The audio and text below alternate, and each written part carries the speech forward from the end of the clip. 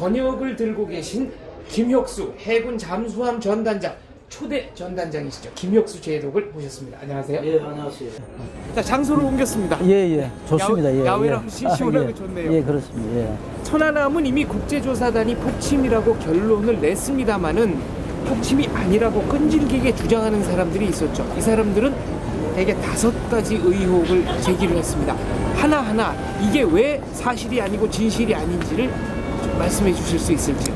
예, 예, 말씀드리겠습니다. 자, 첫 번째, 천안함은 좌초된 것이다 하는 좌초설입니다. 우선 그쪽에는 암초가 없습니다. 네.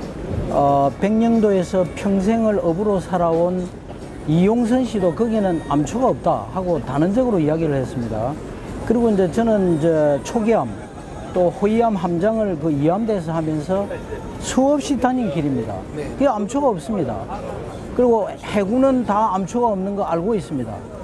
지금 암초에 자초됐다고 주장하는 사람들이 다이브 넣어가지고 암초 찾으면 간단한 일입니다.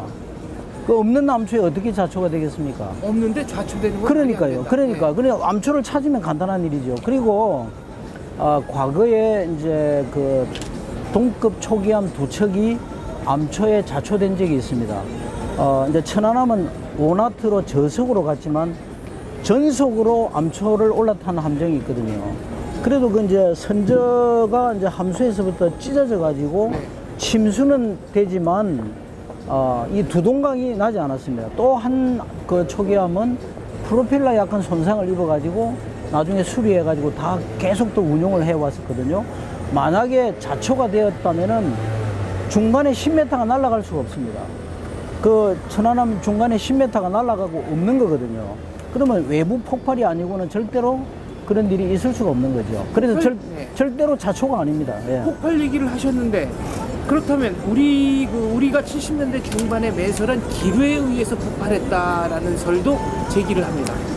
그 당시에 이제 그 북한이 영해 12마일을 주장하면서 서해 5개 도서는 우리 영해에 속해 있기 때문에 출입을 할 때 허가를 받아라 이렇게 돼가지고 굉장히 긴장이 고조가 되었습니다. 그래서 당시 박정희 대통령이 백령도를 절대 사수하라 이렇게 이제 해가지고 이제 그 당시만 해도 방법이 없어가지고 혹시 이제 여러분들이 폭내 잠수함 잡는 이제 뭐 뒤에 물줄기소 폭내를 아마 보셨을 그 폭내에다가 기폭제를 넣어가지고 케이블로 연결을 해가지고 육지에서 스위치를 눌러야 터지는 기뢰였습니다. 이제 오늘날의 기뢰는 부딪혀서 터지거나 또는 이제 그 함정이 자성체 아닙니까? 그러면 이제 이 지나가면서 자장을 왜곡시키면서 터지는 이런 그 감응되는 기뢰 또 이제 프로펠러 소리에 의해서 감응되는 기뢰인데 이것은 부딪혀도 터지지 않고 감응도 되지 않고 스위치를 눌러요. 쉽게 말하면 육군의 크레모와 같이 스위치를 눌러야 터지는 이런 기뢰였거든요. 근데 이제 천안함이 침몰한 지역은 2.5km 지역입니다. 그 당시에 매설했던 지역은 400m밖에 안 됩니다. 그 이제 400m도 얼마나 먼 거리입니까? 그 케이블을 이제 해저 속에 이제 했기 때문에. 그래서 이제 10년 정도 지난 이후에 대부분 해수를 했죠. 근데 이제 몇 발이 해수가 안 됐습니다. 그리고 이제 그 케이블이 다 끊어져 가지고 전혀 이제 작동이 안 되는 거죠. 그러면 이제 만약에 그게 위험하다면 백령도 주민들이 계속 항의를 했을 것이고 그렇겠네요. 우리 해군에도 그 주의하라 주의사항이 시달릴 거 아닙니까? 아까도 말씀드렸지만은 제가 중령 대령 때 초기함과 호위함 함정할 때 수없이 지나다녀도 아무 상관이 없었어요. 그래서 그것은 거듭 말씀드리지만은 몇 발밖에 안 남았는데 그것도 그 만들어진 게 2차 대전 전에 만들어진 벌써 거의 60년 이전에 만들어져 가지고 또 물속에 지금 70년 되니까 벌써 40년이 지나 물속에만 해도 그렇게 오래 있지 않습니까? 그러니까 이거는 터질 수가 없는 거죠. 케이블도 없고 기폭제 물 들어가 다 그건 불가능한 겁니다. 그렇다면 천안함이 선령이 오래돼서 선체 피로 때문에 침몰하는 것이다. 폭침이 아니다. 이제 이런 주장을 이제 선체 피로를 쉽게 말씀드리면 이게 이제 함석이다 이겁니다. 함석을 이렇게 계속 구부리면은 끊어지지요. 그러면 이제 이 파도가 있어가지고 이제 그 선박이 파도 위에 이렇게 놓이게 되면은 이제 양쪽에 힘을 받지 않습니까? 또 반대로 이제 파도가 이렇게 된다 하면은 가운데가 힘을 네, 받죠. 압력이 몰리겠네요. 예, 이제 이제 이게 이제 스트레스를 계속 그쪽에 받는 거죠. 이게 이제 반복되면은 이제 끊어질 수 있다는 건데, 그것도 조선 기술이 발달되기 이전에 상선에서 일부 나타났습니다. 네. 이제 상선은 엔진이 있는 엔진 블럭을 제외하고는 전부 빈 화물칸이지 않습니까?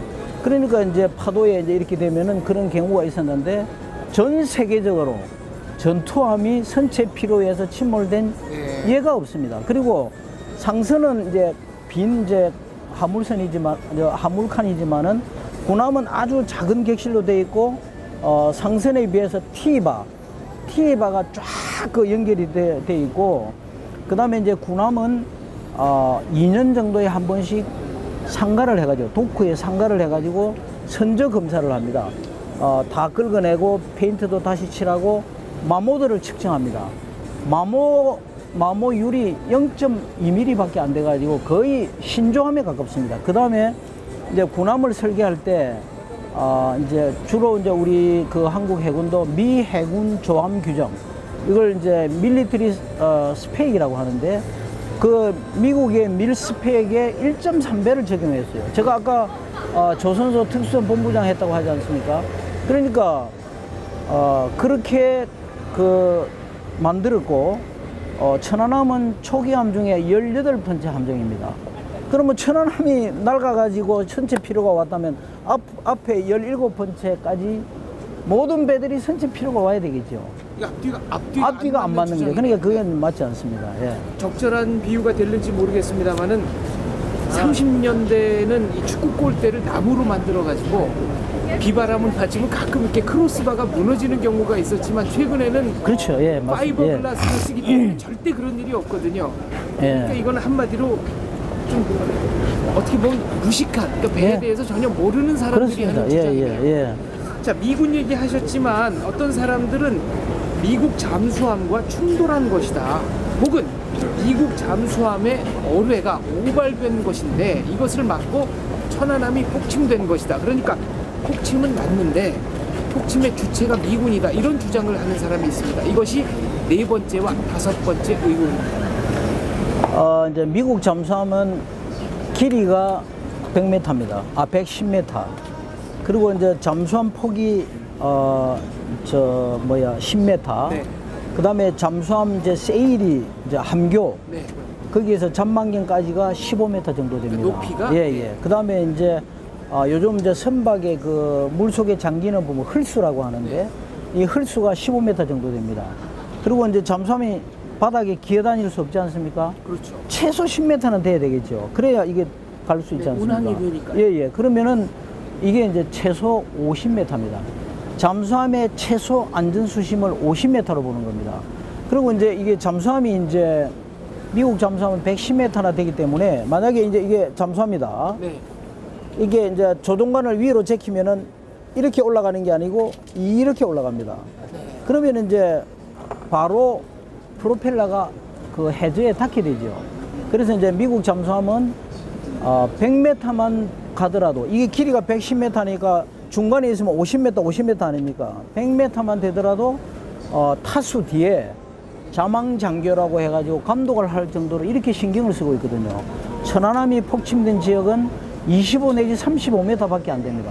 미국 잠수함은 절대로 들어갈 수가 없는 곳이에요. 그러니까 예. 이 잠수함과 충돌했다는 것도 말이 안 되고, 예.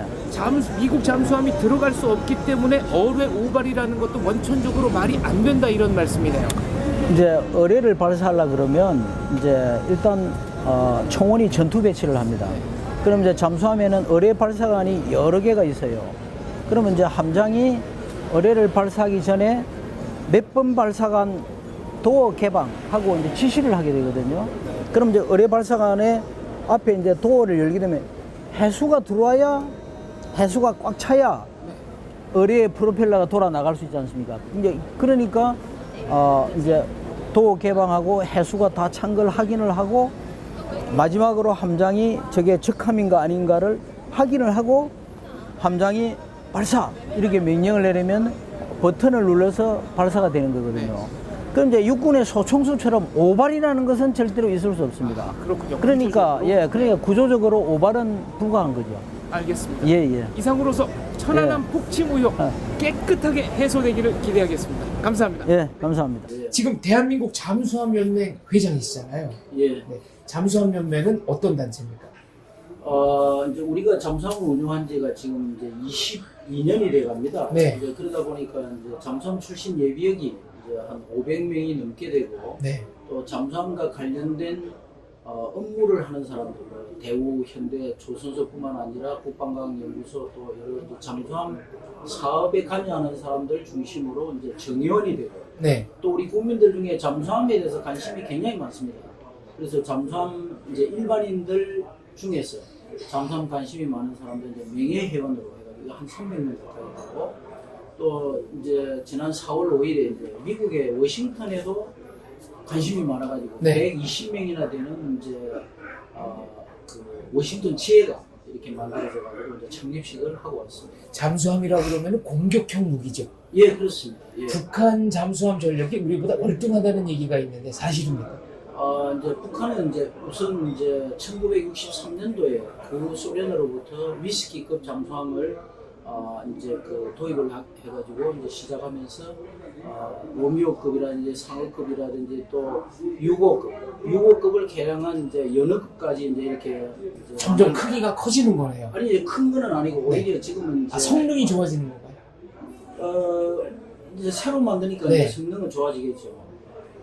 그래서 이제 우선 척수면으로 보면은 미국 다음으로 많은 70척을 보유하고 있습니다. 그리고 어마어마하네요. 이제 1963년도에 처음으로 잠수함을 운용했기 때문에 네. 우리는 이제 1992년도에 첫 잠수함을 가졌거든요. 그러니까 우리보다 30년이 앞선 50년이 넘는 잠수함 운용 경험을 가지고 있습니다. 그래서 북한은 잠수함으로 할 수 있는 모든 작전을 다 수행할 수 있다 이렇게 저는 이제 그 중에 하나가 바로 천안함 폭침 아닌가요? 네, 그렇습니다. 국제조사단이 북한 잠수함에 의한 폭침이라고 결론을 내렸는데요. 네. 아직도 이거를 부정하는 세력이 일부에서는 남아 있습니다. 예, 그 30%는 정부 발표를 믿지 않는다. 뭐 이런 그 보도 받고 또 자칭 전문가라고 하는 사람들이 많이 이제 이야기를 했는데 사실은 제가 대한민국에서 최고 전문가라고 자부를 할 수 있습니다. 당연히 뭐 왜냐하면 저는 이제 33년간 해군 생활의 경험, 네. 천안함과 동급인 초기함 함장의 경험, 또 초대 잠수함 전단장으로서 잠수함을 운영해본 경험, 또 조선소 특수전 본부장으로서 군함을 설계하고 건조한 그 경험으로 가지고 이제 권위 있게 누구보다도 자신 있게 말씀을 드릴 수 있는데 이것은 분명히 북한 잠수정에 의한 공격이었다고 말씀을 드릴 수 있습니다. 그만큼 우리가 작전 능력이 뒤진다고 봐야 되나요? 아니면 기습에는 사실상 뭐 속절없이 당할 수밖에 없는 미국에도 이제 9.11 테러가 이제 그렇게 아무리 방공망이 좋아도 당하지 않습니까? 심지어 세계 안보의 중심이라고 볼 수 있는 펜타곤조차도 그 사전 정보가 있음에도 공격을 당하지 않습니다. 속절없이 당했죠. 그러니까 이제 이 기습은 언제든지 당하는 겁니다. 그리고 이제 지금 이제 그 초기함은 이제 과거에 북한에서 간첩선을 많이 내보냈죠. 70년대, 80년대. 그래서 이제 초기함은 대담 능력보다도 속력과 간첩선을 잡아야 되니까 속력이 빨라야 되지 않습니까? 속력과 함포 위주로 만들어진 배였기 때문에 대담 능력이 좀 떨어진다고 이렇게 볼 수가 있고 또 이 잠수함은 아무리 최신 함정이라도 탐지하기가 굉장히 어렵습니다. 네. 그래서 이제 그 사막에서 바늘 하나 찾는 것보다 더 어렵다. 큰 호수에서 송사리 한 마리를 찾는 것보다 더 어렵다. 이렇게 이야기를 합니다. 그래서 이제 제가 이제 잠수함 전단장으로 있으면서 우리 잠수함을 가지고 한국 해군뿐만 아니라 미국을 포함한 여러 우방국과 훈련을 해봐도 아무리 선진국일지라도 잠수함을 잘 탐지를 하지 못합니다. 예전에 언젠가 훈련할 때 우리나라 잠수함이 미국 항공모함을 잡았다. 그러니까 모의 어뢰를 적중을 시켰다고 그래서 세계적인 화제가 된 일이 이제 있었죠. 그 림팩 환태평양 훈련에 이제 가가지고 네. 우리 잠수함이 한 번도 접촉당하지 않고 미 항공모함을 포함한 많은 함정들을 공격을 했습니다. 그러면 이제 가상으로 공격을 하지만 우리 잠수함에 미국 장교가 타고 있고 그 접촉한 표적에 공격 신호를 보내거든요. 네. 그러면 이제 나중에 이제 그걸 이제 그 강평을 할 때 그 이렇게 이제 그 검증을 해보면은 그냥 우리가 뭐 쏘았다 맞았다 이게 아니고 검증을 해보면은 누가 다 알 수- 쐈는지 예, 다 어디 알 가서 수- 맞았는지가 예, 다. 네. 거리라든지 방향이라든지 예. 이걸 다 보면은 확인이 될 수가 있는 거예요. 그래서 그, 이제 네. 미 항공모함을 포함해가지고 많은 함정들을 그 가상으로 객침을 시켰고 그리고 항공모함 가까이 가가지고 전망경으로 항공모함 사진까지 굉장하네요. 예, 네. 찍어와도 탐지가 안 된 거죠. 그 정도로 이제 잠수함은 위협적입니다. 그렇다면 대한민국 잠수함도 상당한 전투력을 보유하고 있다는 얘기인데 일각에서는 천안함 때 당했으면 당한 만큼 갚아주는 것이 군인 정신이 아니냐 이런 얘기를 하는 분도 계셨습니다. 당연합니다. 그래서 이제 저도 그 당시에 이제 그런 주장을 많이 했었고, 대잠전에는 이제 방어적 대잠전, 그래서 침투하는 잠수함을 탐지해가지고, 하는 이제 이런 게 이제 방어적 대잠전이고, 공격적 대잠전은 잠수함 기지를 공격하는, 아예 그냥 근원지를 때리는 네. 것을 이제 공격적 뭐 이른바- 대잠전이라고 할 수가 있는데, 네, 이른바 원점 타격이구나. 그렇죠, 예. 네. 그래서 그 당시에 이제 그렇게 해야 되는데 사실은 이제 잠수함 함장이 마음대로 할 수가 없는 거고 상부에 이제 지시가 있어야만 가능했던 것이고 잠수함 전단장 교대식 때 이렇게 가게 되면은 만약 앞으로 천안함과 동일한 문제가 발생하면은 공격적 대잠전을 수행해야 된다. 선조치 후 보고를 해라. 뭐 네. 하여튼 공격적 예. 대잠전을 수행해야 된다 하는 것을 이야기한 적이 있습니다. 두 가지만 여쭙겠습니다. 초기형 함장도 하셨었는데 천안함 벌써 폭침당한 지도 4년이 넘었지 않습니까? 제가 전에 듣기로는 부하들 45명을 잃은 당시 함장께서는 아직도 자책감에 굉장히 괴로워한다고 들었는데 해군 후배잖아요. 이번에 이제 세월호가 침몰을 하고 이제 선장이 도망갔지 않습니까? 네. 그래서 이제 버큰헤드의 그 정신에 대해서 많이 이야기가 나왔습니다. 이제 버큰헤드가 이제 이제 암초에 부딪혀가지고 침몰을 할 때, 이제 이제 구명정을 이제 바다에 다 띄웠지 않습니까? 네. 그때 이제 서림 장교인 그 중령이 꼼짝하지 마라 하고 지시를 했어요. 왜냐하면 장병들이 같이 뛰어내려가지고 구명정에 많이 올라타게 되면은 배가 오히려 구명정도 뒤집히고 많은 사람이 죽을 수 있으니까 네. 꼼짝하지 마라 이렇게 이야기했거든요. 그러면서 이제 그때 이후에 생긴 정신이 뭔가 하면은 여자와 어린이를 먼저 구하라. 버큰헤드의 장병처럼 행동하라. 그리고 함장이나 선장은 배와 운명을 같이 하라. 이제 이렇게 정신이 만들어진 거죠. 그러면 이제 현대적 해석으로 보면 반드시 여자와 어린이만 구해야 되느냐? 여자와 어린이만이 아니고 지금은 구할 수 있으면 구명정의 숫자가 많고 여건이 되면은 다른 사람까지도 또 그리고 그 선원이나 장병까지도 이제 구조를 해야 되는 것이죠. 그리고 이제 반드시 함장은 선장은 죽어야 되는 것이 아니고 이제 자기 이제 무한 책임을 강조하는 것이지 네. 살 수 있으면 살아야 되는 거죠. 그래서 이번에 그 천안함 함장은 생존자 함수의 그 생존자가 전부 다 내리고 다 구조되고 난 다음에 마지막에 나왔습니다. 그러면 옛날에 이제 그 공군 조종사도 마찬가지죠. 애기와 같이 생명을 같이 한다. 비행기가 떨어지면 같이 죽었지만 요즘은 다 낙하산 펼쳐가지고 뛰어내리게 하거든요. 그러니까 억지로 죽을 필요는 없는 겁니다. 현대적 해석으로는 이제 달라지는데, 네. 이제 여전히 포클랜드 해전 때 그 셰필드 함장 침몰됐는데 그 함장은 중령에서 소장까지 진급을 했습니다. 네. 그래서 이제 작전의 실패도 하나의 큰 교훈이 되고 이렇게 하기 때문에 너무 계속 재인책을 하는 것은 맞지 않다 이렇게 생각합니다. 그때 그때 이제 그 셰필드 함장의 선장이 제 배를 침몰시켜서 죄송합니다. 그랬더니 여왕이 격려를 하면서 내 배요 선장이라고 그렇죠. 허 답했던. 매제스티 10이라고 네, 하고 예. 영국 배는 전부 다 여왕의 배죠. 예. 예. 제가 말씀드렸던 것은 이제 함장께서 아직도 그 잃어버린 부하들 생각에 잠을 못 이루고 굉장히 가슴 아파한다는 취지로 질문을 드렸는데 김혁수 제독님께서는 바다 사나이의 의무 쪽으로 강조하는 대답을 해주셨습니다. 끝으로 질문 하나 더 던지고 예. 마무리하겠습니다. 대양 해군 필요합니까? 당연히 필요합니다. 왜 필요합니까? 대양 해군. 지금 이제 지금 이제 6.25 때도 저는 이제 6.25 전쟁을 바다로부터의 전쟁이다 이걸 계속 이야기하고 있습니다. 네. 38선에 새벽 4시 반에 동시다발적으로 침투한 것이 아니고 이미 4시 반에 옥계 해전에 보면은 상륙을 해버렸습니다. 그럼 네. 훨씬 더 먼저 왔다는 거죠. 바다에 먼저 시작된 것이고 두 번째는 바다로부터 전쟁 지속 능력을 확보했습니다. 이제 부산함을 포함해서 이제 모든 항만들을 우리가 지켜냈기 때문에 전략 물자 5,400만 톤. 네, 보급이라든가. 예, 6.25 2,200만 톤이 바다를 통해서 항만으로 들어와가지고 전쟁 지속 능력을 확보한 것이고, 그 다음에 세 번째로는 바다로부터 전력을 투사해서 전쟁을 승리로 이끌었다. 뭐 인천 상륙작전 예를 들어서.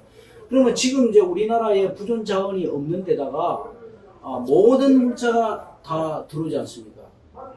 거의 뭐 무역에 의존하는 그렇죠. 나라죠. 그러니까 지금 이제 말라카 해협 같은 데도 이제 옛날보다 지금 제가 알기로는 하루에 247척인가 이렇게 통과한다고 하거든요.